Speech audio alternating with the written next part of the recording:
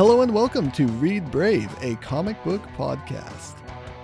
I'm Vinton Bain. I'm Cory Casto. And we'll be your hosts in this brand new podcasting adventure that we're doing here. This is our inaugural episode, and basically we are two grown-up children who love comics and all things related to comics. And we want to share that love with you, and we want to help build a community of comic lovers. So in this podcast, we're going to be doing segments, and we're going to have lots of different people come on and do different types of segments. So each show is going to be a little bit different. We're going to have a lot of variety, basically. We love comics so much, but we don't claim to be the authority on comics. And even if we were the authority, that would be a boring podcast. Yeah. We want to hear from different people and people that aren't always represented when it comes to comics. Yeah, and we kind of want this to be like a community, just like the website that this was born out of, readbrave.com. We want people to jump in and share what they love and share what they know about comics, so we can all just share that love and that interest of comics and educate each other and grow in our love for comic books. So we're going to have 3 segments today, but before that, we have something else to do. I'm pretty excited to go on this adventure with you, Cory. Comic books are something that mean a lot to both of us, and I think we're both really excited to just share that love with everyone else. Yeah, I think like our friendship was built on comics and punk. So. Yeah, punk rock music and comic books. Yeah. That's where it's at, guys.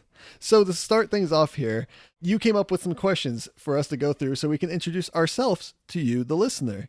So Cory, why don't you start asking and I'll start answering, and then we'll switch it up. Okay. First, Vinton, what is your current favorite comic? Just like the first one that comes to mind. So right now I'm really loving the new Marvel Vision series. You loaned me some of those issues and I just kind of fell in love with it. It's really dark and philosophical. The 2 words that always come to mind when I think of it. It really explores some deep questions about humanity and what it means to be human, which is really interesting when you have a comic book about an android who has an android family. Right. But yeah, I'm really loving that series, and I think it's the most innovative thing that Marvel has done in a few years. It's definitely innovative. When I first read it, I just read it because it was there. You know, I thought, well, I'll just give this a try. And then after I finished it, I thought, what did I just read? Oh my gosh. Right. But it's amazing. How did you get into comics? So growing up, I had this best friend that I would just spend all my free time at his house, basically. And his dad had read comics, I guess, growing up or sometime in his life, because he had a few long boxes full of these single issues, mostly all Marvel stuff. I think he also had maybe some Green Lantern, but I never actually delved into those. But he had a lot of Wolverine and a lot of X-Men and a few Spider-Man. And that's really where I just attached. I really felt attached to these characters, the X-Men and Spider-Man, and I just would read them every time I came over, and we just always talked about comic books. We always read through the comic books, flipping through, reading the leather pages and Stan Lee's introductions, and it was a whole new world for me. What's the first comic that you remember reading? It would most likely be that Wolverine miniseries when he first got his own miniseries. I remember that cover distinctly when I was a kid, flipping through that single issue that his dad had, and that would probably have to be it. I don't know if I can remember fully, but that's the first one that I can go back to. You touched on this a little bit earlier, but what comics did you read growing up? Mostly Spider-Man and X-Men. Those were my 2 big staples. Of course, like most children, Batman was also in there. I didn't read as much Batman. I more consumed Batman media. Of course, being a child of the 90s, you had the Batman animated series. You had a few Batman movies that come out at that point, and a few more to come out that would just like ruin your dreams of who Batman was. but those were the 3 big ones. And then once I got into high school, I fell in love with Daredevil at that point. I think when I think of you, I definitely think of X-Men and Spider-Man. Yeah. Spider-Man for sure, number 1. What was the comic or series that got you hooked on comics in your current life? I've had a couple of slumps in my life where I stopped reading comics. One was in junior high, where I got more into doing BMX and just kind of never read anything, just would ride my bike always and never do anything else. And then when I got back into comics, then it was Daredevil that got me back in high school. And then I slowly fell back out through college, just studying and doing all this stuff. Just didn't have time to read comics. I didn't have time to read anything that wasn't for school, basically. And it was actually a comic called Teenagers from Mars that really pulled me back in. It combined two of my favorite things, which was punk rock at the time, because during college, I really only had time for music. I didn't like reading as much because I had to read so much for school. So I was really into music, and I was going to punk rock shows, playing in a punk rock band, starting in high school and throughout college. And that was the big thing for me. So when I found out, there's comic books about punk rock kids, I was like, I want to know what these are. So I read this comic called Teenagers from Mars when I found it in this bookstore. It's by Rick Spears, and it was about punk rock kids doing things. And one of them is a comic book writer and illustrator. And I just had a lot of fun with it, and it kind of pulled me back in. And I discovered Vertigo, the more darker adult imprint of DC, and Sandman and Transmetropolitan. And it really pulled me back into the world of comics and helped me rediscover my first love of X-Men and Spider-Man through that. What comics are you reading now? So I try to keep current with Spider-Man and X-Men. And by current, I mean within the past year. I'm usually always 6 months or more behind. I'm trying to stay up with Saga. I've kind of fallen a little bit behind on that, but that's a great one. Just Image in general. Most of the things that they're putting out right now are just glorious. You almost can't go wrong with anything that Image puts out at the moment. So, I would agree to that you could pick up any Image title and it's going to be an awesome book. And Scott Snyder's Batman has been really good. It's kind of reinvigorated my love for Batman. So those are the ones I'd say I'm really striving to keep up with. What about, who are your favorite comic authors or illustrators, creators? So I have a bunch of them, and I'm just going to try to come up with them off the top of my head here. Jeff Lemire is definitely a big one. Brian K. Vaughan. Doug Tindall is another good one. I really like his style. Scotty Young has a great art style. Scott Snyder, like I said, is doing some great writing, definitely. And Rick Remender is doing some really cool stuff with Image and in the Marvel Universe as well. What comics would you like to tell everyone about? I want everyone to know about the Wrenchies. The Wrenchies is amazing. Farrell Dalrymple is one that should have been on that list in the last question, but I knew this was coming up. So the Wrenchies is fantastic, and everything Farrell Dalrymple touches turns into gold in my book. So, but the Wrenchies is definitely his work of passion, and he had the time to go through and color that whole thing himself, using a lot of watercolor and a lot of cool art styles there. And then he wrote it all himself over a 5-year period, and it's just kind of like a magnum opus to me, and it speaks a lot to me. Other than that, everyone probably knows about it, but Saga is really great. Everyone should be reading that. And if you're wanting a place to start with X-Men, All New X-Men is a really good jumping on point that's been really fun. This is a 2-part question. What comics do you think don't get enough love, and what comics are overhyped, in your opinion? So I will say that I have always thought that Superman has been overhyped, and I'll get a lot of flack for that. I do like Superman as a character, but I think he's always what people think of first when they hear comic books, if they're not comic book fans. And I just don't think that he necessarily deserves the icon. Well, he probably deserves it. He was the first, but there's so many more interesting, awesome things. And I mean, one of my best friends is a huge Superman fan, so we'll have him on talk about how great Superman is. But like I said, while I enjoy the character, I think it's a little overhyped. Other than that, I mean, almost all comic books at this point, and there's so many good things coming out. There's not much out there that I don't like right now. And the things that are getting love should be getting love more than anything. There's so many comics out there that aren't getting enough love. And like I mentioned before, the Wrenchies is one of those things I just really want everyone to know about. Obviously, Marvel and DC, they are going to get all the love that they need to get. But Image is putting out a lot of interesting things. And then there's a few other smaller publishers who are putting out some things, some really good creators. Lumberjanes is one of those that I think people should really be into, and definitely needs to get out there more, and people need to know about it, because it's another side of comics that people don't usually get to see. The comics for younger girls, which can apply to anyone. So I really enjoy them not being a younger girl. What would you like to change about comics or the comic book industry?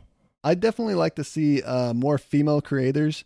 They're out there that just often they don't get a chance in the industry, because the industry likes to stick with the people who have kind of paid their dues, quote unquote, just because they kind of got in there first because they were men and they were able to get in there more easily. And now that women can get in there a little bit easier, the comic industry is still going with the men who have already written a bunch of stuff instead of taking a chance on newer creators.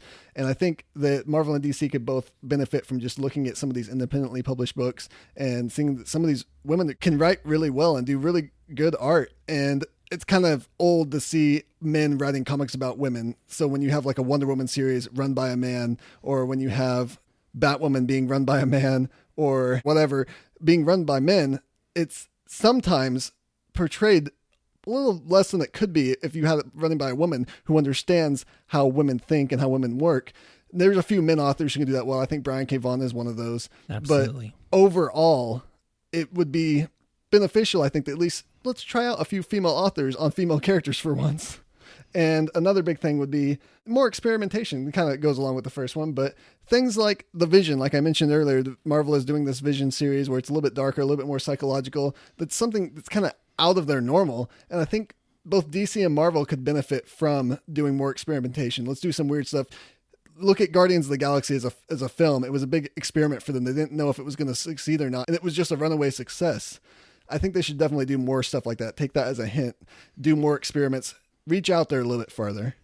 What comics would you like to see a crossover of? Being a big Marvel fan, I'm used to all my comic book heroes mingling together in the same universe. So this was a bit of a hard one for me to answer, but I think it would be interesting to take a lot of the creator-owned comics from Image and kind of make a multiverse. And so you can see like the characters in Saga interacting with the characters in Witches or something like that, where you just see all these weird stuff interacting and kind of bringing a multiverse there. That would be really interesting to see some creators team up and do some interesting stuff.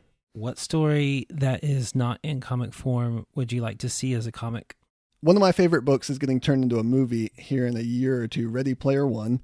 And I think that would make a really interesting comic book. And I think you could do a lot more visually with it there. And maybe even with some of the rights and the problems that they're going to have getting with rights with movies and stuff, you could almost do it better in an artistic comic style than you could on the screen, because you'd have to take like clips from those movies and stuff where you could just draw them and homage to them and you wouldn't have to necessarily get the rights to show the clips. So I think the comic book could almost do better with it. We'll see how they do with the movie, but I think a comic book might do better there. On top of that, I think the more Neil Gaiman stuff gets turned into comic books, the better the world will be. Absolutely. So, and my favorite author, R.A. Lafferty, I think it would be really interesting to see some of his work get turned into comic books. That would be awesome. I'm kind of laughing to myself as we do this because, like, I would say 85% of my answers match up with your answers. So we're kind of just, we have a collective mind, we're just psychic ability. You're just going to hear a repeat interview here in a second. Right. How would you like to change the perception of comics? I'd just like people to know that kind of two different sides of the same coin. One, they're not hard to get into. There's lots of good starting places. There's a lot of different types of comics. So you have a lot of variation depending on the type of person you are and where you need to start and what you're looking for. There's something for you in comics. And they're also not just for like nerdy, geeky people. They're not for people who are just like smart and into comics. They're for everyone. Everyone can find something in comics. But on the flip side of that, comics aren't just for uneducated people. They're not like an uneducated media just for kids to read. These are things that, I mean, I have a friend who's basically a physicist and he loves comic books. Like, anyone can read comic books. It doesn't matter your education level. It doesn't matter what you're interested in. There's something there for you. And I think it's a beautiful medium for everybody. I would agree with that. I like the fact that the last She-Hulk run was written by a lawyer. Oh, yeah. And She-Hulk is a lawyer. So he had the frame of reference to get it right. Exactly. Yeah. Is there anything else that you'd like to add? Enjoy comics and get on Twitter and talk to me about comic books. I would love to talk to you about comic books. Vinton, it's been a pleasure for you to come in today and talk to you about comic books. Thank you. All right, get up and switch chairs. So, Cory, glad to have you here today. Thank you. I'm glad to be here. What is your current favorite comic book? My favorite comic book, without a doubt, is Paper Girls. It's written by Brian K. Vaughan, illustrated by Cliff Chang, who also does the illustration for Wonder Woman. Yeah. And it's about a group of newspaper delivery girls set in the mid 1980s, and these aliens, or what appears to be aliens, show up, and it's how they deal with that. And I just really love it so much. I can't wait for the next issue to come out and to read it immediately. Yeah, I read that first issue and it was really good. I need to finish up that first volume that's out now. So how did you get into comics? I've read comics occasionally growing up. It wasn't really a passion for me growing up, but I did enjoy them. But I've always read comics here and there. In 2007, you and I and my wife and kids went on like a 2-month road trip. Right. And every time we would go into a city, we'd find the comic book shop, and I would go through the cheap comics and try to find like any Vertigo title I could find. And so I read a lot of Jonah Hex and Transmetropolitan, The Geek, Sandman when we could find it. Yeah. And I really got into like that darker stuff. Yeah, that was the same time I got into Vertigo. The Geek was big in that. Yeah. What is the first comic book that you remember reading? The first comic that I can remember owning was a reprint of Spider-Man No More that my dad got for me. Nice. And I don't remember specifically reading it. I just remember like owning it and knowing that this was important. I also remember seeing a commercial for Sandman, like a Vertigo television commercial, and seeing like Sandman on there and knowing like, oh, this is something awesome. But, I could never convince my mom to let me read that when I was little. But I mean, it's not really for 9-year-old kids, Yeah. And I also remember Gotham by Gaslight, the Batman, one shot. One of those Elseworlds. Yeah. So what comic books did you read growing up? Mainly Batman. There was a Dick Tracy adaptation after the movie came out that I really enjoyed a lot. I remember walking down to the convenience store on the corner to buy it. I think it was like a thin graphic novel. It was too big to be a single issue, but kind of too small to be a graphic novel, if that makes sense. Yeah. But I really enjoyed those, and I would read Batman whenever I got the chance. I grew up watching the old Batman television show and then Batman animated series. Right. And like you said earlier, I've always grown up enjoying Batman. Yeah. So, of course, I'm going to read the Batman comics. What was the comic that got you hooked on comics in your current life? And you might have already touched on this. Well, we went on the road trip, and I read a lot of Vertigo, and I really enjoyed it, but I still wasn't hooked. Yeah. And in 2013, I went to Alaska to my friend's wedding, my friend Nick's wedding. And on the flight back, I had a layover in Dallas, and I went to Half Price Books, and I saw Saga Volume 1 sitting on a stand and thought, well, this looks interesting. I'm just going to pick it up. Not knowing anything about it, not having really read any comics anytime recently, and my mind was absolutely blown reading it. And I finished it on the way home from Dallas to Oklahoma City, and when I got to Oklahoma City, I had to go to Barnes & Noble to buy Volume 2. Awesome. So I learned about who Brian K. Vaughan was, and I wanted to know if he had written anything else. I wasn't familiar with the name at all, and so I discovered he had written a series called Why the Last Man. And if I had any mind left to be blown, it was blown reading Why the Last Man. And from that point on, I've never looked back. I've been completely addicted and consumed by comics. Yeah. Yeah. I think you, more than anyone else I know, reads just devours comics left and right every week, just picks up another stack and runs through them. And I can always talk to you and be like, oh, did you read this thing? You're like, yeah, I did. Or at least you know about it. And we can always have a discussion on anything that comes out. My personal goal for my life is to be an authority on comics. And I feel like the best way to do that is just to read as much as I possibly can. What comics do you currently read? As I mentioned before, Paper Girls. I like a lot of Image series. Yeah. I Hate Fairyland is one of my favorites. Right. Scotty Young. Right. Ringside by Joe Keating.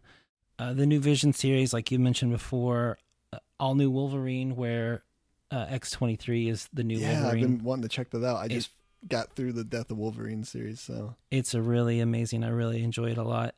There's a small imprint called Scout Comics that releases a comic called Hinch Girl that I really enjoy a lot. It's really great.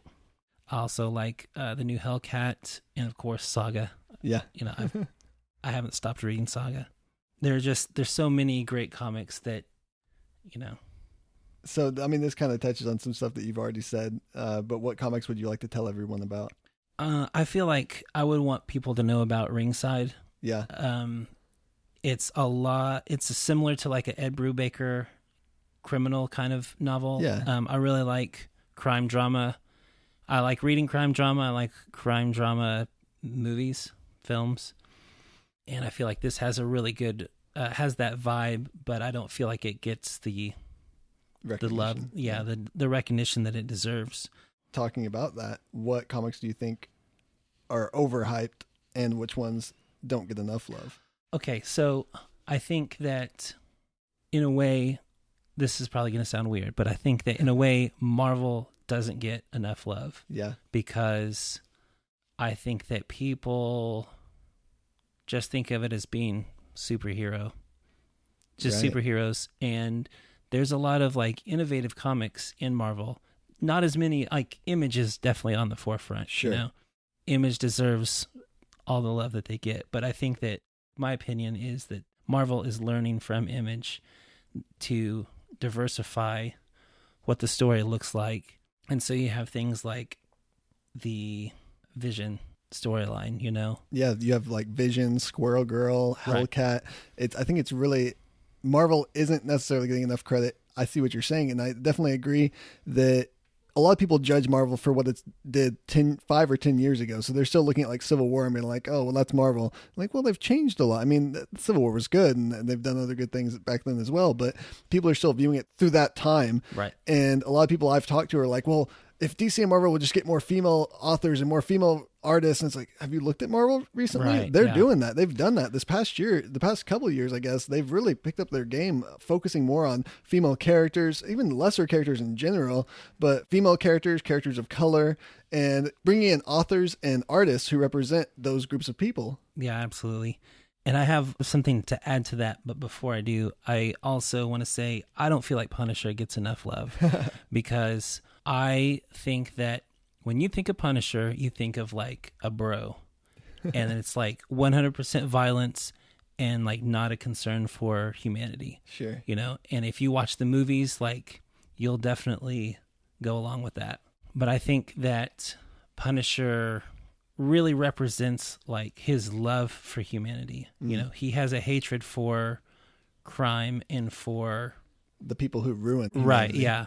And when you read Matt Fraction's Punisher or you read Nathan Edmondson's Punisher, you see that he's one of those people that's willing to do the things that the Avengers can't do. Yeah.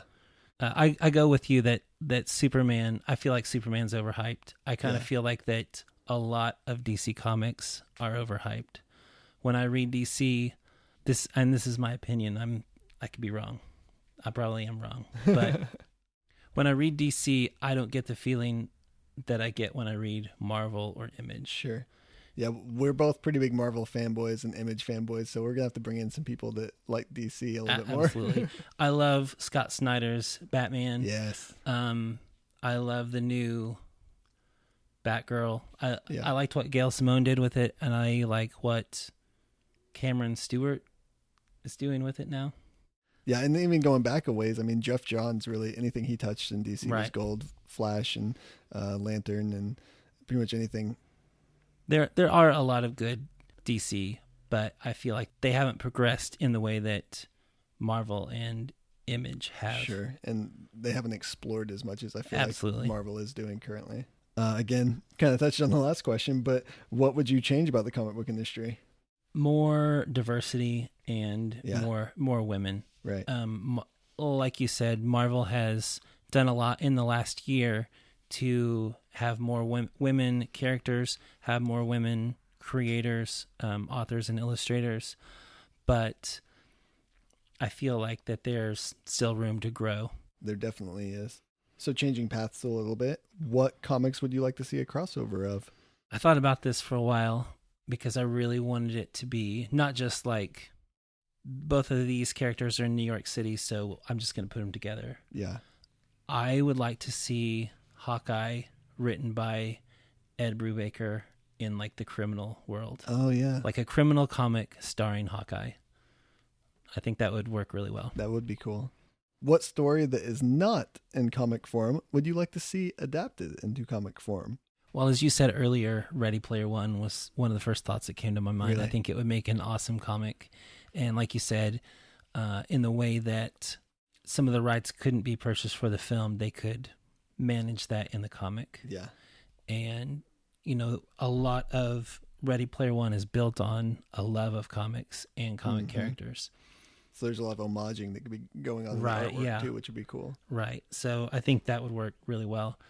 I would like to see a adaptation of Crimson Peak, maybe illustrated by P. Craig Russell, one of the illustrators of Sandman. That would be interesting. I think that would be a really awesome story.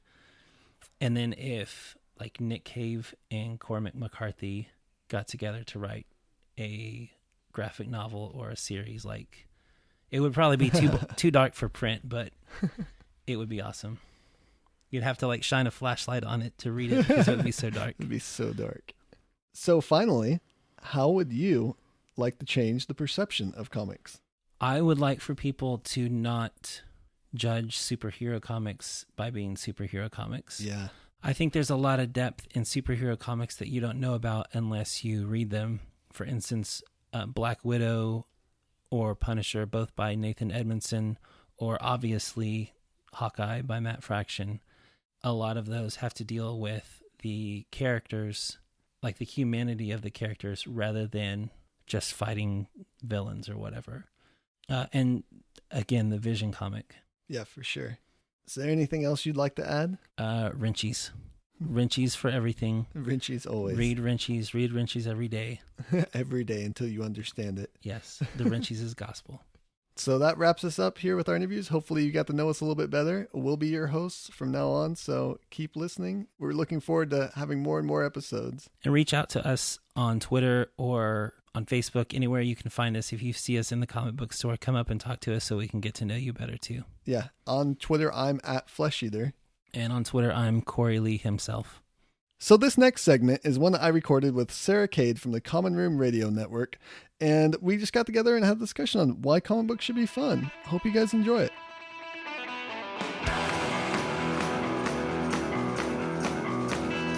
This is a segment for Read Brave where we get together and we talk about comics. And here's the thing. I'm just now getting into comic books, like in kind of a big way. So I think it's going to be really interesting to have, I don't want to say a dissenting voice, but a different voice, coming in to try and talk. Because I've actually read a lot of comics, but not a lot of them have been what I guess people would traditionally call, comics. I've read a lot of like graphic novels, Sure. and Comic strips, Calvin and Hobbes. Comic strips, Calvin and Hobbes, exactly. That's how I learned to read, actually, was reading Nice. Calvin and Hobbes with my dad when I was a little kid. And so I'm excited for us to kind of sit down and have this conversation. And I think that today we're going to be talking about just kind of like, we're calling this segment Comics Should Be Fun, because comics should be fun and Right. reading should be fun, and being a part of this fandom that spans decades ought to be a fun thing, and sometimes it is not that. Yes. Yeah, we were having a discussion earlier today on how because people's loyalties to certain characters or to certain eras of comics, there will be these arguments that spring Yes. up, and people will debate over and over again, who can beat up this character, and can this happen in comics? And like, that's not my comic. My Batman would never do this Right, thing. yeah. And we decided and we had talked about how comics should be fun. You shouldn't get to a point where you're stressed out by the things that you love. Yes, I completely agree. And it can be really easy to get to that point, especially if you feel ignorant because maybe you love a thing and someone you know loves that same thing, but like maybe they know more about it. They know more of the history or the mythology of it. And they just, have more information than you do. And you're like a budding comic book fan and have questions. And then oh my gosh, guys, I almost want to say don't ask questions on the internet, but that's not what we want to do. But it can be really hard to like jump into a fandom and start asking questions, because I feel Right. like a lot of times people will just have big reactions. They got big feelings. People have opinions. People have opinions, and they have big feelings about the things that they love, and it can be a lot. It can be kind of overwhelming, I think. Yeah, it definitely can. And people on the other end of that spectrum, you have people that get stressed out trying to ask questions, trying to learn things. You have the people that know the things, and then they wield it as a weapon against the people who are trying to come in. They become these gatekeepers that say, oh, well, you're not cool enough to read comic books because you haven't been here long enough, and you don't know enough about Batman to read Batman. Yeah. Let me tell you who Batman is. And until you know, you can't love Batman. Right, exactly. And they can even, there are people who will love like the source material of a thing so much that they can't love any kind of adaptation for it. I was at a convention where we were talking just a little bit about Batman versus Superman got brought up, and I have seen the movie twice now. My favorite part of the movie was Wonder Woman, and because she's amazing. Rightly so. Yes, Gal Gadot is a queen and a goddess and absolutely beautiful and whatever. But I mean, there were people who were like, just had a lot of negative things to say. There was someone in the audience who was talking about how Zack Snyder had just thrown this stick figure up on screen to be Wonder Woman, and how she was just this supermodel and had this weird French accent, and somebody else was like, oh, and her eyes are brown, so she's not really Wonder Woman. And I'm just like, Gal Gadot is Israeli and spent 2 years in the Israeli army. Like, she's like just buff. She's a buff lady and ridiculously tall and ridiculously gorgeous. And like, so what if her eyes are brown? Like, that's fine. You know, I mean, people just need to, I think that it can be hard for people to understand that, particularly, and I had to learn this with Harry Potter, actually, is that the source material, whenever they adapt that to a television show or to a movie or whatever, it by necessity has got to be different. Right. You can't include just the way that, I mean, we're getting better and better with the way that our movies are being done and with CGI and all this other stuff, but there are still limitations to what we can do, and in books and in novels and in comics there are not those limitations. Yeah, and things don't always translate perfectly. Yes, exactly. You're not going to want to pull certain things from the comics and put them into the movie because they won't look right. If you start putting like the X-Men and the spandex that they're wearing in those comics and the bright colors, everyone's just going to go, why are they wearing that? And they're going to make a big joke out of it, just like they do now when they put on like similar outfits, and then someone always makes a joke because they're making fun of old comic books. It's like that meta joke. Yeah, which is a little silly. And I remember it happened to me also with the Ender's Game movie, because I really enjoyed the Ender's Game book, and there were a lot of people who were very, very upset about the movie, saying, oh, well, it doesn't take as much time as the book does, and they're just doing it wrong, and they're not including all of this. You guys, there are several scenes in the Ender's Game book where the little boy super soldiers are running around their dorm room naked. We cannot have a movie where there are a bunch of like 6 and 8-year-old naked boys just running around on TV. We just cannot do that. Things do not always translate from media to media. You can't do the same things in comic books that you can do in a novel, that you can do in a movie, that you can do in a video game. These are going to be different, and you're going to have to change things a little bit. Exactly right. Yeah. And even in the same media, when you have 60 years of comic books to deal with, things change and things grow. Yes. And sometimes you'll have writers that make you upset. Sometimes someone will decide, well, now Batman kills people. And you'll go, well, that's not okay. Or now Superman doesn't have his powers and can't do this. And well, you always have the comic books that you had to look back on. Right. You always have the future to look forward to and what they're going to do with the character. And your strongest tool in this is going to be your headcanon. Yes. Go ahead and tell us about that. So your headcanon is what you decide is true as a fan for a certain thing. So this happens a lot, and it was a big thing with Marvel Comics back in the day. They would actually give you a no prize for coming up with a reason why something would be okay. Like when there would be a discrepancy in comic books, they would send you an empty envelope called a no prize to say, oh, thanks for figuring that out for us. That's awesome. But that process is now what we refer to as a headcanon. It's what you hold true in your head to make things justifiable and fun for you. It's what keeps comics fun when the writer is no longer doing what you want them to do, when the character might not be doing what you want them to do, when the system in the comics is broken, or when your big brother comes by and tells you Superman's stupid and here's why. He's Green Rock and he gets destroyed by it. He's not God. He's not powerful. And you go, well, my headcanon says that he is, and I can fix these things with my headcanon. Yeah. And your headcanon can be as strong or as weak as you want. It doesn't matter because it's yours. It's what makes it fun for you. And it's what brings you the happiness and enjoyment from comic books. Yeah. No one can talk down to your headcanon. No one can change your headcanon. It doesn't matter what their argument is. It's invalid because you have a headcanon that says otherwise. Do you have a particularly favorite piece of headcanon? So we had this discussion earlier. Yes. And I have a lot of reasons why Batman is like the strongest man in the DC universe. I think there are a million great arguments against that, and my headcanon can never be changed, that Batman can destroy anyone in the DC universe given enough time and resources. Well, and I think that everybody can mostly agree on that. If he's given enough time and resources, Right. he's able to, beat basically everybody because of, like, he's a paragon of human will and Unless spirit. you're a Superman fan, and then you will just fight to tooth and nail to say there's no way Batman can ever be Superman. And if Right. Superman ever loses, then my headcanon says that didn't happen. Right. And fair enough, it's their headcanon. I can't argue against their headcanon. Yeah, exactly. So it Do can what be... you do, love what you love. Love what you love, and that's the most important thing. Is that you have to love what you love, and don't be afraid to share the things that you love. It can be a big, scary world out there, but I guarantee that you will find someone out there in this vast, giant world of ours who will agree with you about Right. the things that you love and the things that you enjoy. And even if they don't agree 100%, like, so what? Like, Find what you can agree on. find and what you enjoy can it. agree on. Yeah. Mm-hmm. And there's another thing I wanted to bring up, which is these arguments often come down to where you have things like Batman versus Superman. And obviously, these team ups or these fighting scenes in movies are fun to watch Batman beat up Superman or Superman beat up Batman. Right. Although that doesn't seem as fair. Or in the comic books, when you have the different characters coming together and fighting, we've all loved that. It's what Marvel made a bunch of money on. Oh, yeah. Back in the day, they doing the team ups. They'd have the characters show up. It's like the Marvel method. Oh, these Spider-Man's fighting the X-Men. Oh, but they found the common enemy. Now they're together and on Right. the same side. It's great to do that. But when fans become on those sides and pick those sides and then go against each other and butt heads, past the point of it being fun, you have like Team Captain America and Team Iron Man. Yeah. And it's fun to debate these things, but then it becomes a thing sometimes where it gets pushed too far and it becomes a fight. And you're like, no, Right. Captain America's better. You're stupid for saying Team Iron Man. It becomes a game of what I would like to call my dad can beat up your dad. My superhero is better than your superhero. My captain can beat up your Iron Man. Yeah. Mm-hmm. Okay, we're in second grade again. Grow up. Enjoy your comics. Yeah. Have fun debates.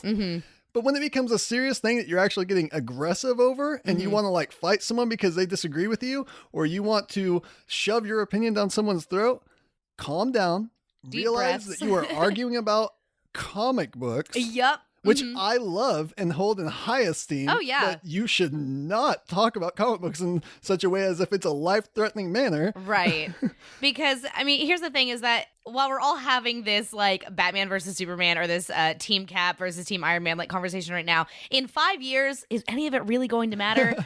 There's going to be a Justice League movie at that point, Yeah. and we're all going to Superman forget will come that back. the bad movie happened. Yeah. And there'll be new movies to enjoy and Exactly. express our love. Maybe we can look back with fondness on Batman Perhaps versus we Superman. can. Maybe so. I guess we'll see. I enjoyed it, so I mean, I went in with extremely low expectations Yes. and walked out having actually relatively enjoyed the movie Yep, again because exactly. Wonder Woman was my favorite part. So because we went and saw Batman versus Superman, and then I fell so in love with Wonder Woman, I decided that I wanted to pick up some of her comics. Right. And so I bought the first 2 issues of Azzarello's run for the New 52, Yeah. which is where DC Comics decided we're having way too many problems with continuity because we've been going on for so long. Nothing's really making sense anymore. We're just going to reset the entire fictional universe that we've made and start over with our 52 superheroes and redo their origin stories and go from there. And I quite enjoyed them and loved them Right. a lot. And Yeah. because I've never read another Wonder Woman comic in my entire life, this is now like my starting point for Wonder Woman. And I've seen like the Justice League cartoon, of course. Like, Sure. Oh, you know, it's amazing and it's great. Everyone of our generation grew up with that cartoon. and Yeah, that's absolutely. Why you love comic books now. Right, probably so, yeah. But like I have been aware of Wonder Woman for quite some time. I always knew that like she was Princess of the Amazons and she had like her lasso of truth and her super cool bracers and her invisible jet, which I think is silly, personally. Some people will argue me down and be like, no, the invisible jet is so super duper important. I think it's a little bit My silly. headcanon holds importance to the invisible jet. There you go. And that's totally fine. It wasn't in the comics that I read, so I'm just like, okay, we're just gonna sweep over that. That's fine. I'm cool with it. Like I didn't want to. That's totally okay. That's going to be in the movies. We're doing Probably It's so. just going to be her sitting in a sitting position, It's just zooming flying through the air air. next to Superman, who's like all sprawled out. Which And they're seems gonna be like, silly "What is she doing because there?" Wonder Woman can fly. Yeah, and now she can. And Yeah. I- Okay. Oh, do did that they in the change movie? that? I don't know if They did that in the She movie. okay in Batman versus Superman. Yeah. She definitely at one point was like way across at the other end of the wharf thing, and then flew forward and shot Okay. into So she can their at least like antagonist. do the like leap tall buildings. with a Yes, single bound, exactly. Yeah, If not Mhm. fly. I don't think that we Okay. saw her like directly flying. I Yeah. do know that in the Azzarello run, she was certainly flying, Yes, kind of all over the place. And Azrael gave it a reason for it in the New 52 with the feather. Yeah, she had Hermes' feather, and there was a lot of Greek mythology tied into Yeah. Wonder Woman's comics, which I really Deeply. enjoyed because I loved Greek mythology growing up. And you want to talk about like continuity errors and stuff that doesn't make sense? I mean, go back to to mythology. before we even had comic books and things like that, and like look at all of the I mean, I'm listening to a podcast right now called the Myths and Legends podcast, and the guy who does it does tons of research for each of these myths and legends and fairy tales, and then he's always constantly saying there are several different sources that contradict one another Right. here. So it's like people have been arguing about, continuity stuff since we had things to argue about. Yeah, which bringing it back to that, the Wonder Woman stories with Azzarello, he did a certain thing with Paradise Island and the Amazons that Wonder Woman comes from that made me upset that you hadn't That's right. known about because you hadn't gone through the comics. And it was that he had basically turned them into monsters. Yeah, and it was really, really problematic. And it does stem from mythology, but not all mythologies agree on that. So the mythologies Right. have differing stories on it. So he just happened to choose that one. And Greek mythology in particular is rife with like monstrous behavior, Yeah, particular from murderous, the gods. rapists, Yes. and all more. Yeah, it can be pretty terrible, but I thought that he did it in a really interesting way. And I mean I was able to whistle past it because here's the other thing is that I read comics really, really fast because Right. I generally am not spending a lot of time looking at the art. I mean, like I see the art, I see the pictures, I see the illustrations, and I appreciate them, but I'm like zooming through all the dialogue and all of Right. the words as Going fast through as the I story can. fast. Yeah. Mm-hmm. Yeah, and with that part in the comic, I had a big problem with it, but I used my greatest tool, headcanon, and said, well, someone's lying to her. That's not what's going on. Something's Okay. different here. And I wasn't willing to accept it as the truth. My headcanon is reserving a place for another truth to exist in that comic. So I'm not accepting it as a truth. And I still haven't finished the run. So I'm going to have Right. to see if that changes as I go through or if maybe They don't mention it ever again throughout the Okay. entire thing. I don't think. I think it's just that one instance. So it's very possible that somebody could be Yeah. lying to her if they're just trying to And- like cause problems. here soon they're going to be relaunching the DC universe again. Again, So. yeah. So Not I guess fully, we'll see what happens. but Right. They'll be having a whole new creative teams come in, and I'm sure they're going to change some stuff. We'll see if that sticks or not. Yeah, I guess so. But again, my headcanon fixes everything. Exactly. Yeah, you can kind of tweak and fix a lot of issues that you run into with stories that you enjoy and I mean, whenever you have stories that have gone on for so long, I'm thinking even of like, Harry Potter again, where we had like these 7 novels that took like 10 years to get all the way through and 8 movies. And I know that there are just missteps. There are like problems and issues and things that just pop up because you can't remember everything as a writer, as a Sure, creator. yeah. And you just kind of do your best and hope that, it's not going to be that big of a deal. I think that it is easy for people to love a thing so much that they want to hold it up to like this standard of perfection in their head, and they forget that the people who are creating these things are also just people. Yeah, exactly. Mm-hmm. And there's going to be a lot more people coming to those things. I mean, that's the beauty of comic books. Yeah. This story isn't going to end. Right. It's just going to keep going. And there's going to be more and more people adapting it and telling it different ways. And that's the beauty of it. You're going to fall in love with Batman all over again. Right. As the decades go. Yeah, I completely agree. And yeah, I completely agree. So just remember, don't be a jerk about the things you love. Don't be a jerk. Let other people love them and welcome them in. This is a community. We're all in this together. We all want to enjoy these things. So encourage your friends to love the things you love and allow your friends to love the things you love. Yes, and allow your friends to love the things that they love also. Yes. Even if you don't love them. Even if you, yeah, exactly. I mean, I have friends of mine who, love things with all their heart and soul that just does nothing for me. But I'm not, you don't need to, like, the only person that you're hurting by, like, being a snob and being like, well, you can't love that thing and it's stupid for you to love that thing is yourself because you're being a snob. And it's totally, love what you love. And then the things that you don't love, that's fine. You got all this other stuff that you love, right? Go back to that. Give them a chance. Yeah, sure. Absolutely. Yeah. Life's short. Try it out. See if you might fall in love. You might surprise yourself. Life is short. Read comics. Yes. Bumper sticker. Get that one. I think that's probably like our outro. I think. Yeah, absolutely. So, as the title says, comics should be fun. Remember that. I'm Vinton Bain at Flesh Eater on Twitter. I'm Sarah Cade at Elsa Grab the Salt on Twitter. See you next time.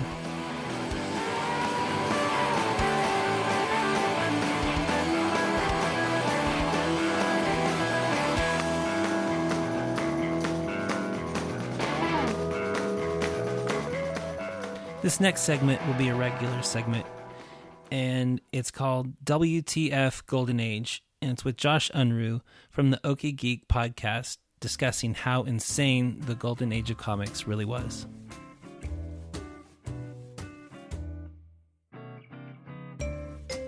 Hello, and welcome to the inaugural episode of What the Golden Age? I'm your host for this segment, Joshua Unruh. The Golden Age of superhero comics could not have been a weirder time. For those of you that haven't dove into those deep and ancient waters, the Golden Age spans from June 1938 to October 1956. In other words, its bookends are Action Comics #1, the first appearance of Superman and genesis of the entire superhero concept, and Showcase #4, the introduction of the modern Flash. The most peculiar thing about the Golden Age is how instantly successful superheroes were as a concept without anybody having a clue how the rules of the genre would shake out. Not to mention that the storytelling in American-style comic books would take decades to develop and refine. So what you mainly see in the Golden Age is the proliferation of some truly bizarre character concepts, combined with storytelling that is simultaneously brilliant and puerile. You see, nobody knew what they were doing yet, so everything they tried was brand new. A lot of it turned out to be a really bad idea. Though, in fairness, you could only tell in hindsight. My goal with What the Golden Age is to trot out some of the random characters and stories from that period and just tell you about them. Then, give you a link to read them for yourselves. Beware, some of these are kind of insane, and a lot of them aren't very good. But fear not, I'll start you off with something relatively simple. I submit to you The Boy King and the Giant. The Boy King and his Cyclopean Stone Pal were published by Clue Comics, beginning with its very first issue in January of 1943. He shared page count with some other characters I guarantee we'll talk about in future episodes. Those other guys are Nightmare and Sleepy, Stupid Manny, Microface, Zippo, Jackie Law and the Boy Rangers, Twilight, and a prose story called The Smoke Rings of Death. That's nearly 70 pages of slam-bang entertainment for a thin dime. Now, the date alone should tell you that there are going to be Nazis in this story. After all, due to when the Golden Age started, Nazis are going to become a staple of all kinds of adventure stories, especially superheroes. In fact, this will actually cement their place as a go-to villain even into modern comics. But just in case you weren't expecting Nazis even in 1943, the first page seals the deal. Richard the Lionhearted ripped the chains from all Christendom. David conquered Goliath and freed the Israelites from eternal bondage. Abraham Lincoln is unforgettable by free men. Lord Wellington ended Napoleon's dream of world conquest. And George Washington, the guiding star of our great nation, freed us from another day's tyranny. You may be seeing a theme here. Also from the first page. Tyrants are criminals, and like crime they may appear anywhere. Tyrants destroy all that is good. If you stand in their way, you will be struck down. That is, unless you are made of the stuff that is the Boy King.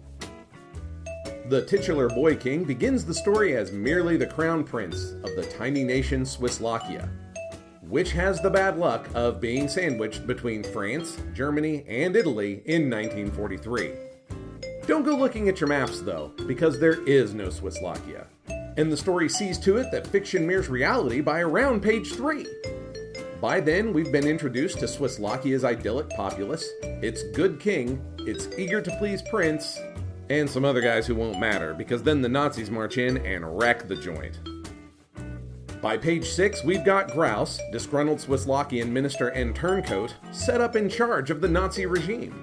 The royal family, along with quite a lot of the citizenry, is gunned down in the public square, basically for refusing to Heil Hitler. It looks dark, but all is not lost. A wagon driver taking the royal family to an unmarked field to bury them in a pauper's grave is shocked to discover the prince is still inexplicably alive. A conveniently nearby doctor and some boiled water somehow manage to revive the boy, who is none the worse for wear despite the hail of Nazi bullets and a rough ride out into the country in a farmer's wagon surrounded by other corpses. The king has also survived, but only long enough to explain the next part of the plot. You see, Nostradamus, yeah, that Nostradamus, foretold the coming of a fiend like Hitler. The only idea for handling this tyrant the magnificent sage could come up with was to create a mechanical giant with its last screw not tightened into its head. Nostradamus then buried the giant in Swisslakia and entrusted the knowledge to the royal family. Once the king passes this on to his son, he dies. Apparently, this plot point was the only thing keeping him alive. The prince, now boy king, digs up a giant that's at least as tall as a skyscraper and possibly as tall as the ocean is deep. It fluctuates a bit depending on the story. And he does it all by himself with a single shovel. Though the story doesn't address it, you can only imagine the depredations the newly minted king's people suffered under the Nazi regime for the 2 or 3 years it would take to dig a hole that big. But this is the Golden Age. Time has no meaning, and within a panel or two, the boy king has unearthed the giant and tightened the screw in its head by hand. Did I mention the screw is as big as the kid's entire body? Despite these amazing feats of strength that should make the boy king more than capable of taking on a Nazi division all by himself, he frets when the giant doesn't immediately get moving. 2 panels later, the giant is up and around.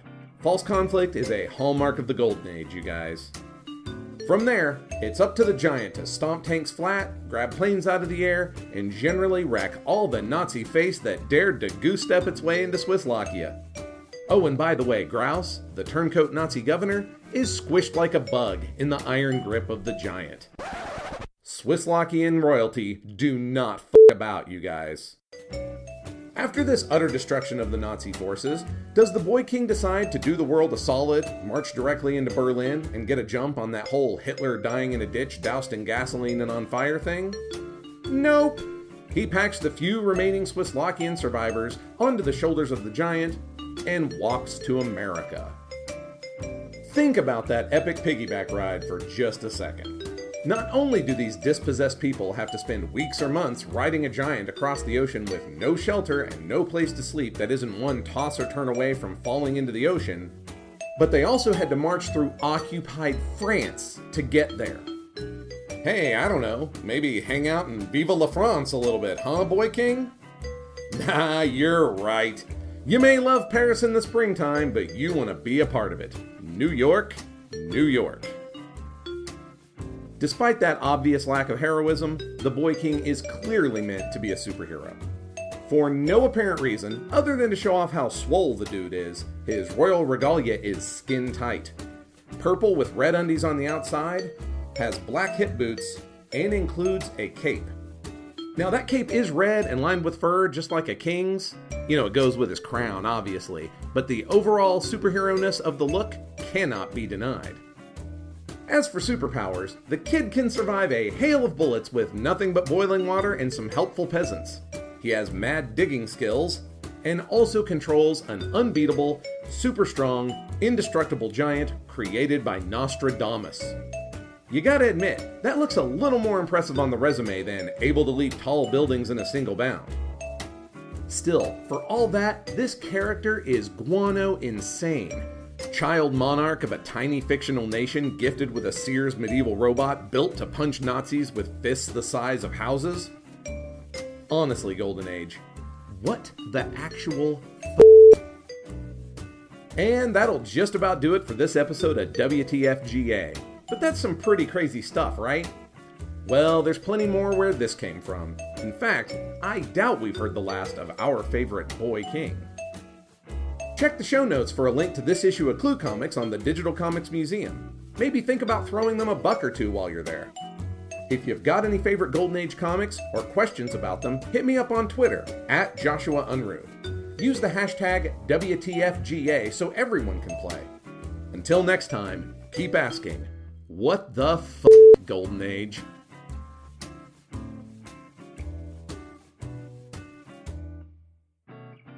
So this last segment is called The People's History of Comics. And for each one of these segments, I'm going to interview somebody about their personal history with comic books. This first one is Dalton Stuart from the Good Trash Media Network, who I kind of stole the idea from.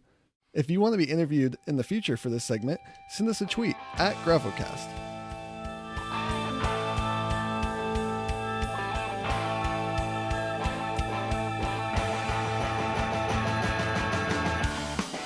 So I have Dalton Stuart here Hello. from Good Trash Media, That is a thing that I do. and you host your own podcast on that network, I do. The People's History of Film. Which you were gracious enough to be a guest on. Yes, I was not that long ago. No, yeah, it'll be by the time people are hearing this, I might be out by that point. Yeah, and we'll definitely link to it at that point. Thank you. But I had such a fun time being on that show and hearing your idea for the show and seeing how you do it and then listening to the other episodes as well, that when I had thought about doing a comic book podcast, I thought this would be a great segment to have on our podcast, an abbreviated form, obviously altered slightly for comic books. Yeah. And Well, you texted me or messaged me on Twitter. I was like, that is a great idea. You should definitely do that if you want to. yeah. And so I asked you about it and you were gracious enough to approve of me stealing your ideas. Again, the intellectual theft means that I did something right. So Right. I'm happy to share the format. And so I wanted you to be the first guest on this segment, it being your brainchild. Well, thank you. And why don't you first tell us a little bit about what you do and your network and everything? Okay, I will happily do that. Drop some info So on us. I can do that. So I am one of the co-founders of Good Trash Media, which is a podcast network and a website that is kind of centered all around a deeper conversation about film, be it analytical, academic, or just sharing personal stories and experiences about film. We publish articles, kind of further diving into cinema, either, hey, this is some world cinema you might want to check out, or a friend of mine, Kirsten Thurgelson, writes a column that's all about gender dynamics in horror Right, films. yeah. But it all started when Arthur Gordon, who you went to undergrad with, Yes. I met Arthur and Dustin Sells while they were getting their graduate degrees at the University of Central Oklahoma. I was getting my undergrad, and we met in a film criticism class, and we were all part of a club there at UCO, and decided, hey, wouldn't it be cool if we did a podcast for the club? Well, we were the only ones that really were that committed to it, and then just kind of kept doing it after we got done at UCO. Cut to 3 years of doing the Good Trash Genre Cast, which is all about, taking really serious analytical context towards junk movies, for lack of a better word. Not all movies that are bad, but, movies that your professor in your film class is not going to recommend. So stuff Right. like Hellboy. I mean, that's a comic book movie, and that's not going to come up in your film studies class. Most likely not. We talked about Hellboy on the show. We talked about The Crow. We talked about The Avengers. I'm trying to think of all the comic book movies we've done on the show. So yeah, that's kind of how that started. And the show that I host, The People's History of Film, once we started kicking around the idea of doing spinoffs, I really, really wanted to do an interview show. So it's all about sitting down with people, podcasters like yourself, artists. I had a performance artist on the other day. That was really fun. Filmmakers, actors, whoever will come on, really, and talking about their kind of personal journey with the movies, from the first movie they watched to the last movie they watched. Right. Yeah. So and that was kind of the brainchild behind that, was just wanting to sit down with interesting people and get to know what the relationship with the movies is like. Awesome. So yeah, everyone go check out goodtrashmedia.com and check out Dalton's show, The People's History of Film. Yep, you can find, we've got the archive over there at the website, or you could just check it out on iTunes. So let's jump right into this here. The first question, how did you get into comics? And this is a two-parter. Okay. What's the first comic book you remember reading? So I was fortunate enough to be a little boy in the early 90s. And if you were a little boy in the early 90s, like I know you were a Vinton listener, if you were, that it was a great time to be a small child, because there were just really great comic book based television shows. But really, it was Spider-Man the Animated Series, X-Men the Animated Series, and Batman the Animated Series, Yes. which were all on Fox. I think, if I recall I think correctly. And that was it. I mean, I watched those Saturday mornings when I got home from school. I adored all of those shows very much. Still like them. I've actually been rewatching Batman the Animated Series recently, and it's fantastic. I mean, it's not a children's show. It's a show that children can watch. Yeah. But it is a really philosophically and like emotionally and thematically dense show. I haven't watched the Spider-Man or X-Men shows since I was a kid, but my understanding is those really are much more geared towards those aren't children. going to hold up as well. That's kind of what I've heard. I went back and watched just a little bit of the X-Men animated series when I saw it was streaming on somewhere a year or two ago, and I couldn't hold up through it. well. No, Oh, that's unfortunate. It was awesome at the time. There was a part that just stuck out to me where a whole building collapses on Storm, and Cyclops is like, "Oh no, her claustrophobia," and I was like, "That's the last thing you need to be worrying about. A building just collapsed on her." And it was just so cheesy and bad. The Spider-Man one's not as bad. I've watched it. Yeah. You can still. I'm a big Spider-Man fan. I have rose-colored glasses, I'm sure, but Well, that was the thing that about those shows that really got me into it was I learned not that much later. I was still a kid, probably around 11 or 12, that these shows that I had been watching since I was 4 years old were heavily based on actual comic book arcs. Like they go through the whole Clone Saga, if I remember right, on Spider-Man, the black suit stuff. I mean, it's all heavily based on the actual comic book story arcs, which I think is pretty cool. I think more so than a lot of the animated stuff today has been. I think they've been doing a lot of different stuff, but back then they just let's take a story from a comic book. Lifted almost directly, and that was how I got into it. The first comic book I remember reading was at a buddy of mine's house, and I was probably, I'm gonna say I couldn't have been older than 10 at the very most, and it was an X-Men, an issue of X-Men, probably Uncanny X-Men, but I could be wrong, from the mid 90s. And it was Havoc versus Cyclops, and it was an issue about them, the two brothers throwing down on each other. That's the first thing I remember reading. The first full arc I ever remember reading all the way through, though, was Aliens versus Predator versus Terminator, which is awesome. It's as cool as it sounds. A buddy of mine had all those, and that was a limited arc in the late 90s, and I remember reading those at a buddy of mine's house. I was probably 12. Yeah, in the late 80s, early 90s. I can't remember what the comic studio was that put all this stuff together, but they did a bunch of Aliens, Terminator, RoboCop. I think it was Dark Horse, because I know Dark Horse had It might have been Dark Horse at that point. Dark Horse had Alien and Predator. That had a bunch of them. Okay. And did a bunch of them, and they were just so ridiculous and over the top. Well, the Alien and Predator books are really good. I actually have a couple of omnibuses of the collected stories, because people have been writing Alien and Predator mashups for the better part of 30 years at this point. And some of them are meh, but there are some that are truly really great comics. But yeah, the throwing Terminator in the mix was just completely silly, and to a 12-year-old Dalton, the best thing that had ever happened. Yeah, it's always fun to look at those comic books where they just can get the rights easily to be like, oh, here's RoboCop fighting Terminator, fighting Godzilla, fighting versus Ash from Evil Dead versus Freddy versus Jason. Exactly. Yeah.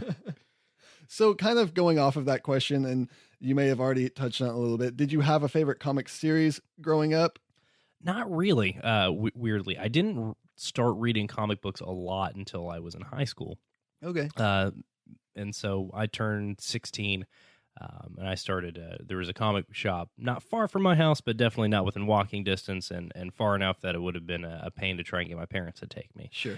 So I didn't really get into comics until I was in high school, and by that time, superheroes were happening. I mean, Spider-Man 1, 2, and 3 had been the biggest, well, not 3 yet. Spider-Man 1 and 2 had been the biggest movies of all time.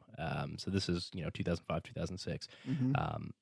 So I actually stumbled across The Walking Dead before the television show was even in close to being in existence. I stumbled across that and really dug it and started, finding more non-superhero related books, and started reading, the things you're supposed to read if you're going to be into comics, like Watchmen and stuff like that. As a little kid, I loved Spider-Man. I still love Spider-Man. I just really, and for the same reason a lot of kids relate to Spider-Man. He's a kid, and that I liked that about him. I dug Batman a lot because he's cool. He wears black. He does kung fu. He's awesome. But when I actually was reading comics, like those were just characters that I like. I didn't really actually read their books. So when I actually started reading comics, one of my favorite books that I was reading in high school was Preacher. I love Preacher. Oh, it's so good. I love it so much. And I had never read anything like it. I mean, I'd been kind of exposed to satire a little bit, but I had never read anything that transgressive, that was that in your face. I'm really excited about the AMC series it'll that's be about really to start interesting airing. to see how they translate that over into the television media. But I'm a big fan of Garth Ennis. I really like, or Garth Ennis, I guess, depending on where you're at. But the problem with reading comic books, you never know how to pronounce you don't know how to pronounce things. name. No, but I really like a lot of Garth Ennis' stuff, and because of Preacher, I got into a series. I think he's still writing. If he's not still writing it hadn't finished that long ago, called The Boys. The Boys is another great I like series. The Boys a lot. It's very dark and very adult. Oh, it's very dark and very adult. It is not for children. And I think it takes familiarity with comics in general, like the tropes of the of the medium. I think it's the book you read after you read Watchmen.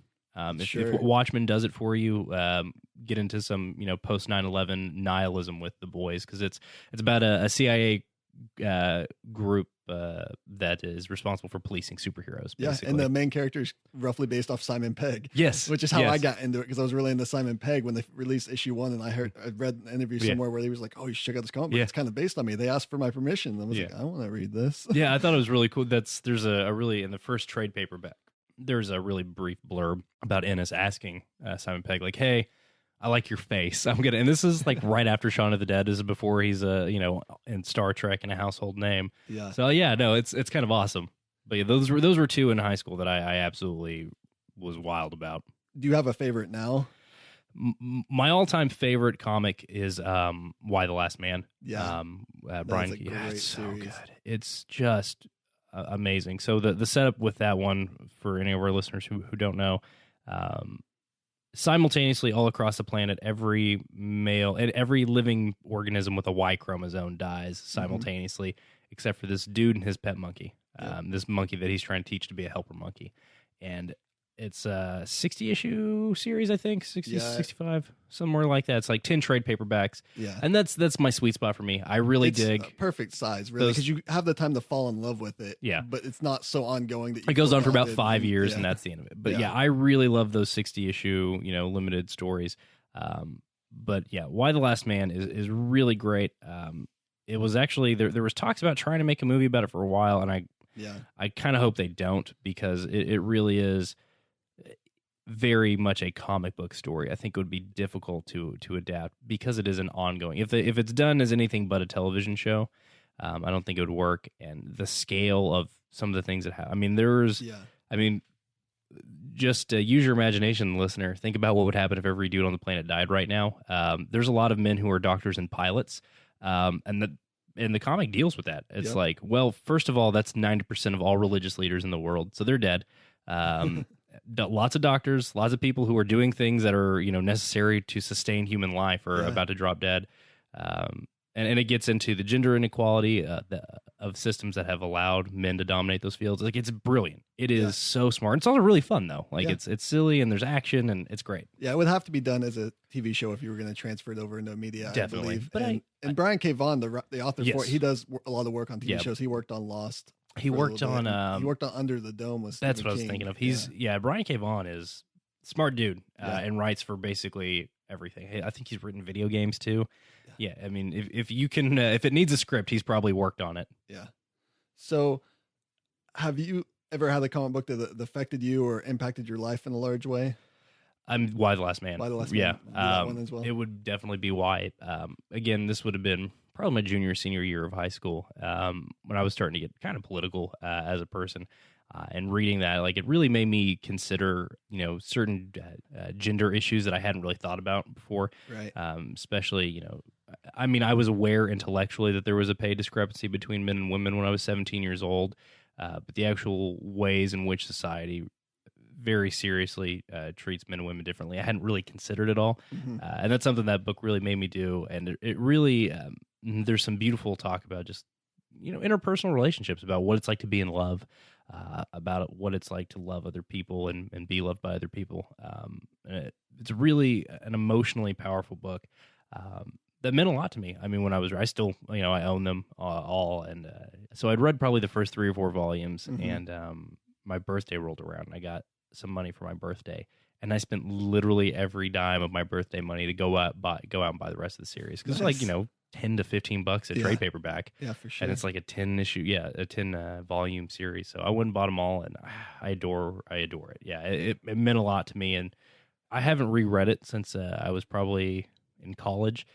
But I've been thinking about it lately that I need to give it another go. Yeah, I haven't either. And I've actually been wanting to go back and rediscover it again as well. I cannot, if you haven't read it, listener, I cannot more highly recommend it. Yeah. But it really firmly impacted my life. And I've had this discussion with friends before where we talked about men writing women in comic books and how often they're very bad at it. They're very bad at Brian it K. sometimes. Vaughan is one of the ones that all my female friends and that read comics hold in high esteem as writing women correctly. Well, he wrote for Buffy. I mean, there you go. He knows what he's doing. Well, he wrote for the Buffy the comic, not the show. But yeah, I mean, he and Joss Whedon's not going to have any schmuck write for Buffy. Yeah. He just writes good characters, period. And does. I don't think I think he is evolved enough as a human being to not delineate between men and women and like what inspires them and what defines them and what motivates them as characters. He's just like, this is what this, he doesn't try to gender things at all. Yeah. And that allows for really complicated and nuanced characters in his books. Exactly. So we were talking about transferring over comic books to other mediums. In that vein, do you have a favorite comic book movie or TV show? Well, I'm going to go ahead and hijack this show and take this as an opportunity to say I hate The Walking Dead, the TV show. I can't stand it. It's just not a good show. It's not. And as somebody who is, a film and TV talker first and a consumer first and a comic consumer second, it's really frustrating because I like I said earlier, I love The Walking Dead, the series. I stopped reading it around issue 80, 90s when they get to Alexandria. That's exactly the same place I stopped. So before Negan shows up, which is now the thing that's going on the TV show, I stopped reading before that happened.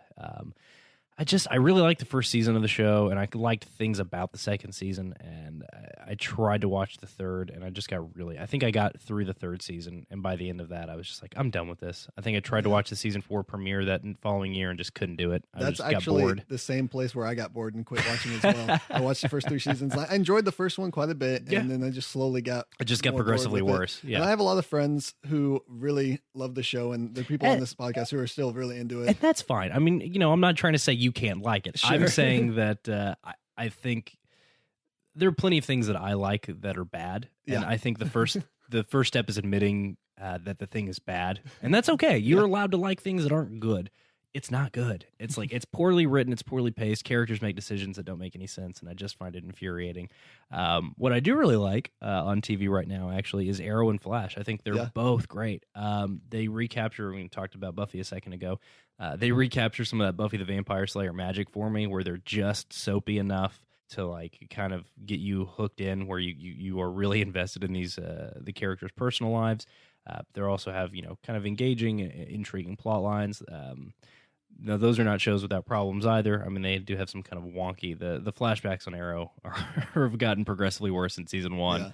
But I like both of those shows a whole lot. I love Flash. Flash is doing a lot of cool things that you would never expect a live action show to do. Oh, not at all. They're just pulling all the zaniness from the comic books, and they're not afraid to explore it. They wholeheartedly embrace the weirdness of comics, absolutely. And Arrow finally has started to. It kind of tried to Batman Begins it at first, and definitely go the Chris Nolan route of trying to be like, no, this is serious. To me, Arrow also had a bad point of starting in that it was a WB show, and they weren't sure what they could do with it to make it not a WB show. And so it's very heavy-handed, a WB show for a while, where it's all this drama, and I'm dating this person, now I'm dating this person, now I'm dating this person. Like, this isn't Arrow. What that kind of got me really into it, though. I got to admit. Well, I didn't watch it because of that. I hated Smallville. And I was like, well, I'm not going to watch the show.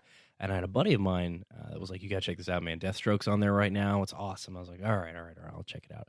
And soon as the second season went up on Netflix, I was like, all right, well, I'll give this a shot. And I loved it. Yeah, I got sucked in pretty quickly within 2 or 3 episodes.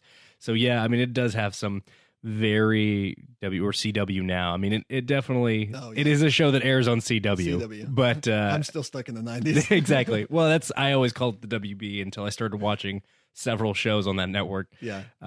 And again, surprisingly good shows. I mean, they're committed to original content, and it shows in the creator-driven content on Arrow and Flash. As far as movies go, I will always have a soft spot for Spider-Man 2 because it's one of those movies that no matter what's going on when I watch it, I'll cry every time. It's a good one. It's such a good movie. Yeah. It's easily the best of that first one, not the first wave. I mean, first wave, you're thinking Donner's Superman and Burton's Batman, but kind of the first of the modern wave of superhero movies is X-Men and Spider-Man. Of that early wave and Blade, of that early wave, Spider-Man 2 is probably the best for my money. I love it a lot, and I like Dark Knight. It's a great movie that just happens to be about comic book characters. I think X-Men First Class is outstanding. Yeah, it doesn't get enough. Cool stuff. It does not get enough love. Yeah, it's really good.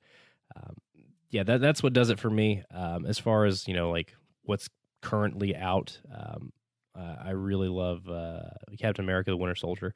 Oh, it was and Guardians of the Galaxy. I think those are both, as far as the Marvel Cinematic Universe goes, those are both outstanding films. This is going to be a tough question in our interviews because there's so much good media out there for comic books. There really is. I mean, those are just things that but as far as like what's near and dear to my heart, it's Spider-Man 2. Like that's the one I always go back to. So, lifting a question, one of the two of my favorite questions from your show, a cruel deity is about to destroy every comic book in the world. And you get to save 5 story arcs. I went easy and I said story arcs. That way people have a little bit more leeway. What do you choose?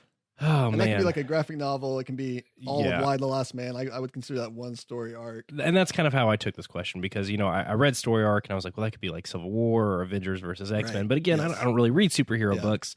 Again, I love superheroes. It's a hard nut to crack. So I was so mad when I saw that you lifted this question because I didn't ever want to have to answer it, especially not for comics. But I did my best. So one is going to be Y: The Last Man. Yeah. I need it. I need it to exist. The other one also came up earlier, and that's Preacher. For a lot of the reasons we talked about, because it's really funny, and it's very satirical, but it has characters that are very human and very honest emotionally. Yeah. There's some stuff. I'm gonna try to not to be spoilery at all, but there's some stuff. Jesse Custer, the main character, there's some flashbacks to his childhood with his dad, and my father passed away when I was young, and his father passes away, in these flashbacks, and it's really, there's just kind of this beautiful moment where it's a father that knows he's going to die talking to his son and just saying, look, I'm not going to be there to help you out anymore. So here's the things that you need to know right now. And this is, to my mind, the best advice I can give you in this, 5 minutes I have to give you advice before I die. Yeah. And it's really beautiful. And I think it's a great series that challenges a lot of our conventions as a society. And again, other than being a really well-written comic, also has something interesting to say. Definitely. Moving on, I'm going to say, I threw 2 superhero books in here, arcs in here.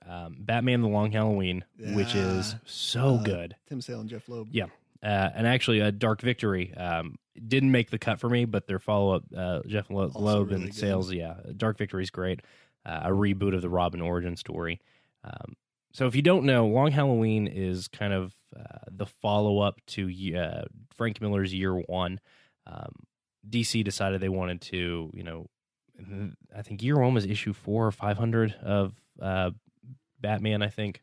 I can't remember. It was starting with, it was like a big deal issue. So starting with that, they did Frank Miller's Year One. And a couple of years later, I don't even know how long it was, but they decided they want to do something different again and kind of go back into Batman's early days. So they went back and retold the origins of Two-Face, of how Harvey Dent became Two-Face. But this is kind of the bleed over years between Batman fighting mobsters and the Joker hitting the scene. If this sounds familiar, it's because they did borrow heavily from it for the script for Dark Knight. So if you enjoy Dark Knight, I cannot more strongly recommend Long Halloween, but I love it. The other superhero book that made the cut for me is Superman Red Sun, which that's a great. it's amazing, story. right? Yes. Yeah, it's what would have happened if Superman landed in Russian farmland, more specifically Soviet Russian farmland instead of Kansas farmland in the early '60s. And it's great. It's a great story. Idea. I mean, Superman is one of those characters that is so ingrained in the popular consciousness that you know what he's about, and I think Red Sun's a great one to pick up to see something done differently with him, and it's absolutely gorgeous. I mean, it's the art's great, the storyline itself is really moving and powerful, and does cool things with Lex Luthor and with Wonder Woman and with Batman. Like, all of your favorite DC characters show up and does interesting things with who they are as characters and what defines them. But I cannot more highly recommend that. I almost went for my final pick. I almost went with Kingdom Come, and I decided no, I'm going to go with another non-superhero book because that's what I love. And I went with Warren Ellis's Transmetropolitan, which is that's a great series. Yeah, it's great.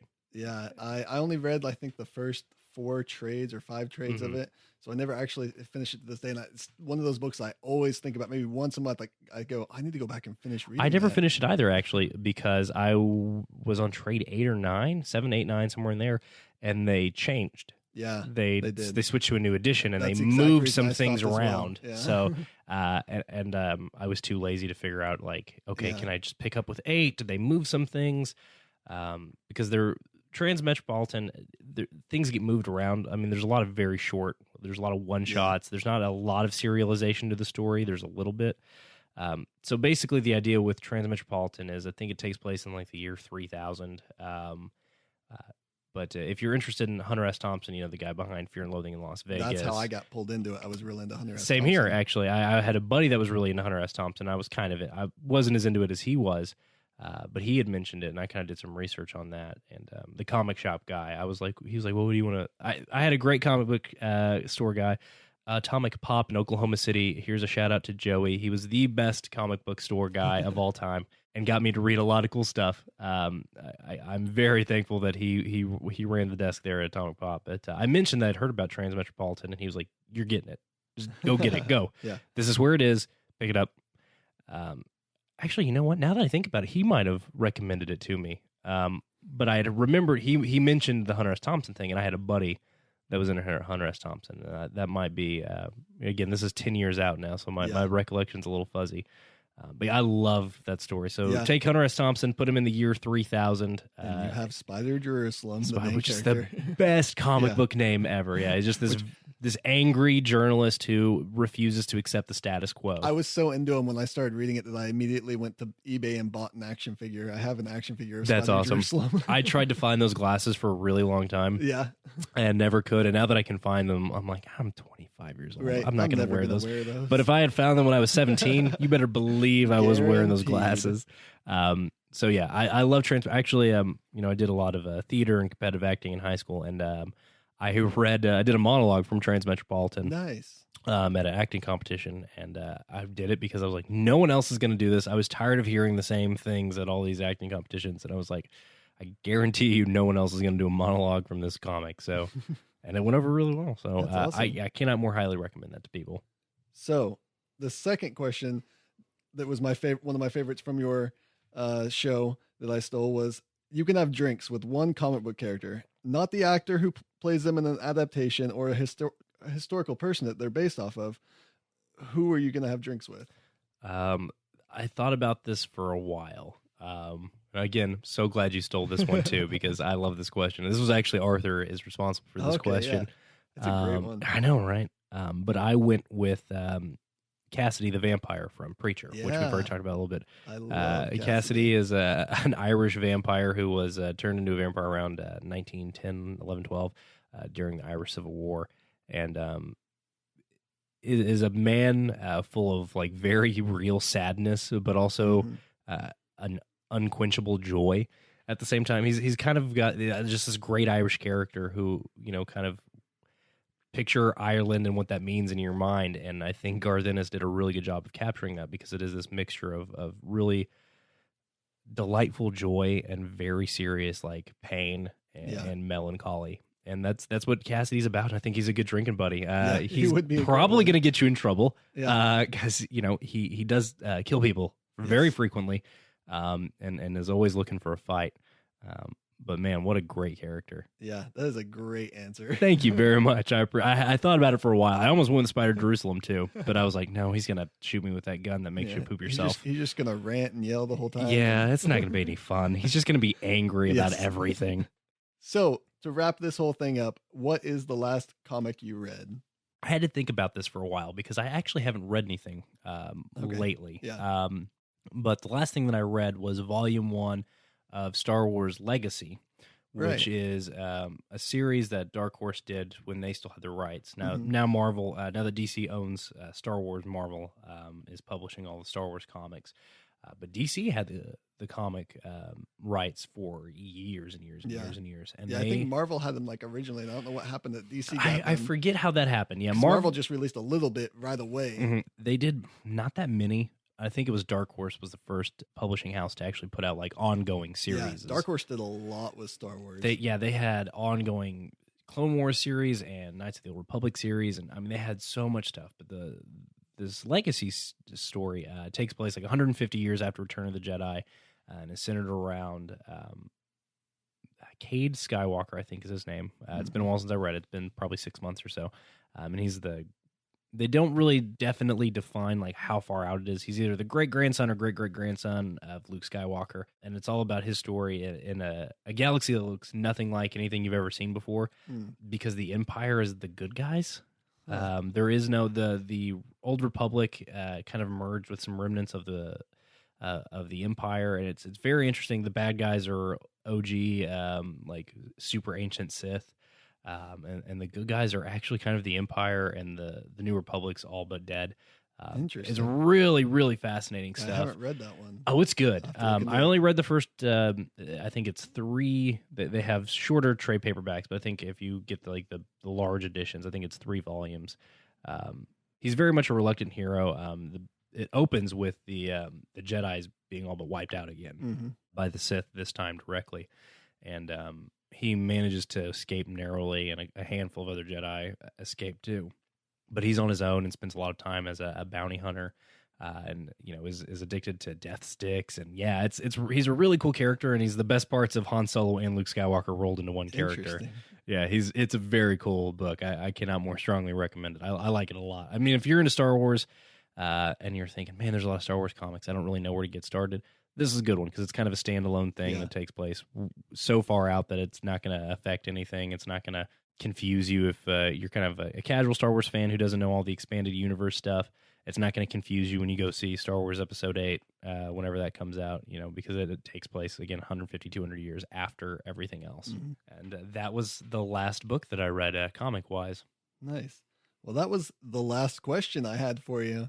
So this was very fun. Yeah. I can see why people like being interviewed on my show because I enjoyed this a lot. Yeah, it was great. Thank you so much for coming on to this first show and allowing us to use your idea. And we'll have to have some other people from your podcast network on. I would gladly point them in your direction. I've got a couple of mine that definitely do their fair share of comic reading. Yeah, nice. Thanks so much for having me, Ben. Yeah.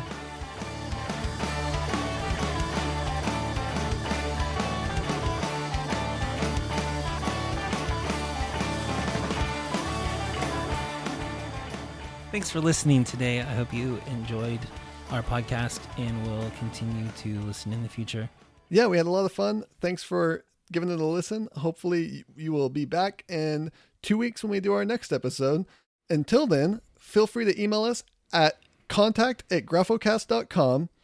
Check us out on Twitter at Graphocast, or personally, I'm at Flesh Eater. And I'm at Cory Lee himself. Thanks to the Scurvies for letting us use their music. You can check them out online at thescurvies.com and get lots of free comics today. And read the Richies. Enjoy Free Comic Book Day. Richies.